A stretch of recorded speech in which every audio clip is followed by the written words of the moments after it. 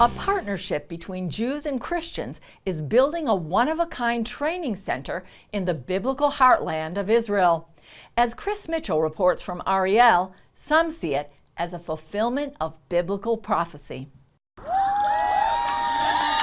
Ziplining can be a blast, and it's even better when the fun includes a purpose.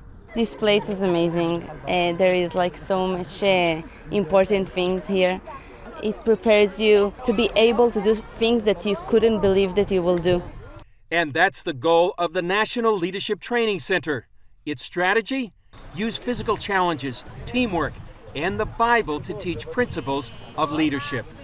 So every day here, there is children all over Israel is coming. We speak with them about David and about Moses. We speak about their leadership and their places in life and how they can dream to be like them and how they can put God inside their heart. We are reading verses from the Bible, so this is part of the thing that we are doing here. The idea came about after kids from Ariel visited a Christian retreat in the U.S. called J.H. Ranch. Ranch directors Heather Johnston and her husband Bruce first suggested the idea of a similar training program for Israel's young people to Ariel's late mayor.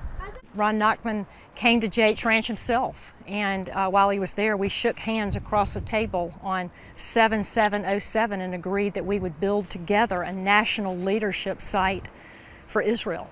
Johnston sees it as a fulfillment of prophecy. Ezekiel foresaw that once the cities would be rebuilt and the Jews would gather on the mountains of Judea and Samaria, he said in verse 26 of chapter 36, I will take out the heart of stone and give you a heart of flesh and put a new spirit in you.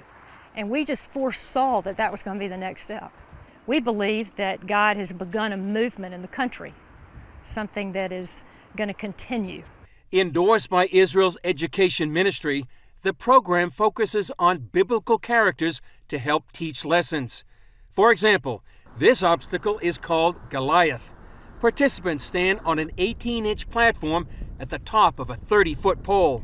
They jump 7 feet out and 7 feet up to grab a trapeze. I decided to give it a try. The pole represents Goliath, the intimidating giant that stood and ridiculed Israel and literally stopped the military in their tracks. Well, in a similar way, we have Goliaths in our life, these huge giants, circumstantially, relationally, and we have to somehow find ourselves overcoming that, or not overcoming it, and trusting God at the same time, because the person on belay, if you happen to miss the trapeze, guess what? You've just done a free fall into the open space, but the wonderful thing is that the belayer below is God. That person acts like God in your life, and they're always going to catch you. The pole shakes a little bit, and now the thing is to get over the platform. And there's a reason they call it the leap of faith. And yes, it was quite the challenge. After more than 10 years in the making, the center attracts people from all over Israel. People are telling each other over the medias, over people that bringing their friends. This is the way that we are recruiting people to come here. Johnston describes it as a remarkable partnership between Christians and Jews. It makes me feel like that we're a part of the unfolding of biblical history. God said, I'm going to beckon to the Gentiles, Isaiah 49:22, and I'm going to lift a banner to the nations, and they're going to carry you. They're going to put your daughters on their shoulders, your sons into their arms. In other words, when I want to rebuild this nation, I'm going to do it relationally. The park has already had a positive impact across generations and worldviews.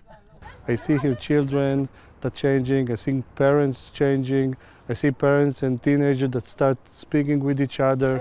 I see Arabs and Jews speaking together.